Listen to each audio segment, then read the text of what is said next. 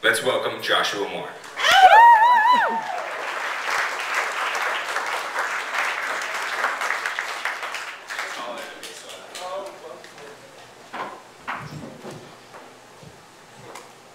Good evening. This is a short I've been working on this summer. I think it's going to be called Family, unless anybody has a better idea. I ask myself questions. I do this thing where I go to payphones and leave messages on my answering machine. I call my apartment and ask obscure questions that I know the answers to because I've taken the time to find things out. I call myself and say, what's a hexahydrate?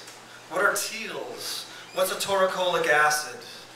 And then when I go home, returning from another ruined day, there will be a pinprick of joy as I open the door and leave the lights off and press play on the answering machine and hear the sad timbre of my voice testing me.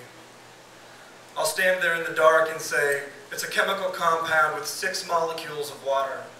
They're small short-necked dabblers from the genus Anas. It's a deliquescent acid found in the bile of certain carnivores. Between these questions, though, I have to entertain myself, so I've been watching 18, 19 hours of TV a day. It turns out that this is a good thing because it's where I see it, where I see baseball players celebrating, pouring champagne over one another's heads, guzzling the stuff, spanking the asses of every teammate within an arm's length. I'm no baseball fan. Didn't even know the World Series was happening right now. I mean, how am I supposed to worship millionaires with low IQs who adjust their cocks and spit brown piles of tobacco in the grass that look like smashed tarantulas? But right now, I'm in awe of their ecstasy, their huge smiles, the way they speak in tongues, the whirling way they move through the locker room, hugging and frolicking and howling, "We won! World champs, baby!" There was no other emotion in that room besides joy.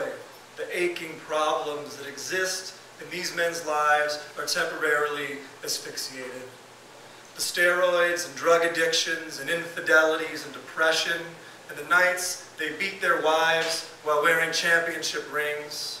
The celebration silences these realities. But me, I need a celebration more than these arrogant millionaires. They never worry about finding the money to make child support payments. They don't know what it's like to miss your wife and daughter so much that you call them every night, but your wife doesn't want to take your calls and tells you not to call and says, "Stop calling." She says if you loved her, you'd help. You'd help by letting go. You'd help by getting help for your problem. You say, "Can I talk to her?" And she says no. And you ask why, and she says, "You know why." Hop in the car and drive to Safeway, and while I'm in transit, I tune in the post-game radio coverage from the World Series. A man is being presented with an award. He's the most valuable player. He says, "These guys are my family. What can you do without your family?" His grace makes me cry. His grace makes me angry, and I park the car. It's about 10 at night. The store still has a few customers, mostly bachelors, buying razors and toilet paper and pasta. No vegetables in any of their sad baskets. I walk toward the wine aisle and there's an employee stocking Merlot, and I say, "I'm going to need a case of champagne." He stares at my wet eyes and I wipe them, but he keeps staring and I look away, but every time I look back, he's still staring, so I say, "What?" And he asks, "Are you crying?"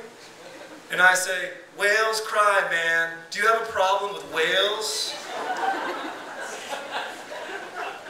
He goes to grab the case of champagne from the storeroom and brings it to me, and I buy it and drive home and carry the case in my house, and I've stopped crying, and I turn off all the lights and strip naked. But leave the TV on, the baseball players are done with their locker room soiree, probably showering, shaving, gelling their hair, sporting platinum jewelry and suits made from Italian silk before they begin new celebrations with their wives and daughters. The television station replays the highlights from the game, and every time the most valuable player is on the screen, I remember his words. What can you do without your family? Now I'm sitting nude on the couch. Now I shake the first bottle of bubbly, jostle it with all my might and fear and regret, and I launch its cork across the room, watch French foam ooze from the tip. I empty the bottle on my head, saying, "World champs, baby! We won! We won!"